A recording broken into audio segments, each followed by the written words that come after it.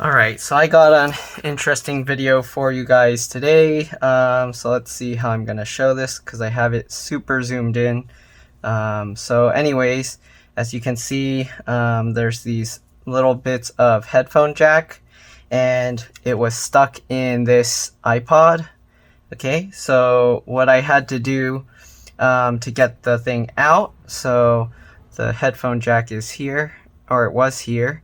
So what I had to do, a lot of people will recommend like glue and stuff, which if you can do it, it's good, but be very careful you don't get glue on the outside edges. This is what you have to do if the glue fails. So as you can see, let's see if I can show the golden contacts that are in here. It's kind of blurry. So I don't know if I can get it to focus on this, but basically there's little gold contacts inside the headphone jack that when you insert the headphone jack, it grips onto it. Okay, so you have to know that it's gonna grip onto the thing because it's really hard to just yank it out when the thing is gripping on it. It's kind of like when you have an arrow, you can't just yank it out. Okay, so what I had to do is I took a piece of soda can. So you can see I have this like metal piece of soda can, and I basically just wrapped it around this is a drill bit extractor, which it's supposed to be used for extracting screws. So there's the side that it works by running in reverse, and this side it will drill, and then this side it basically just goes into the drilled out area and kind of allows you to pull on it. So basically I took some this piece of can, and it's hard to keep this in camera, but I basically just rolled it up here. Oops, sorry. So I basically just rolled it up on there, and you need a small enough bit. This is like a mini micro screw extractor. So I rolled it up to make it this piece small enough to fit inside the headphone jack. And you want this to be longer than the headphone jack, or like once it hits the debris, you want it to stick up like this. So that way when you insert the drill tool, you can't accidentally drill into the side of the headphone jack, because if you hit the sides, then you'll damage the contacts. So as you can see, it fits nice and snug inside. So you might have to like cut it, and you can adjust the length of the rolled up piece until it fits perfectly. And then after that, this drill, I just run it in reverse. Once you see the drill gets deep enough, so as I was drilling, it actually, this piece, this plastic the white plastic piece here, I don't know if I can show this, but basically this white plastic piece is another one of these white rings that you can see on the headphone jack. And then this white area is covered with more metal. So that's why the headphones have like multiple sections on it. And basically when I drilled through, it drilled through the whole first layer.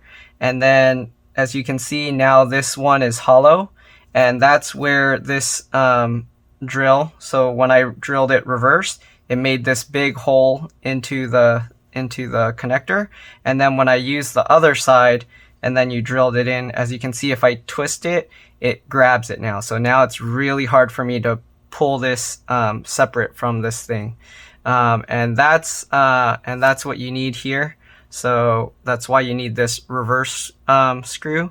And that way, once you get this drill in, you can just yank it out, okay?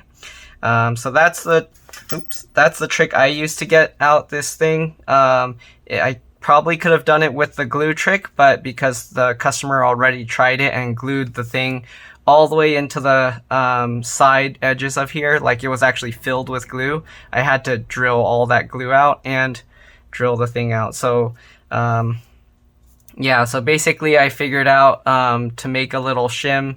I was like, I wish somebody made a little metal pipe that would just fit perfectly in this hole. So I made one myself with a piece of aluminum can. But yeah, that's pretty much it.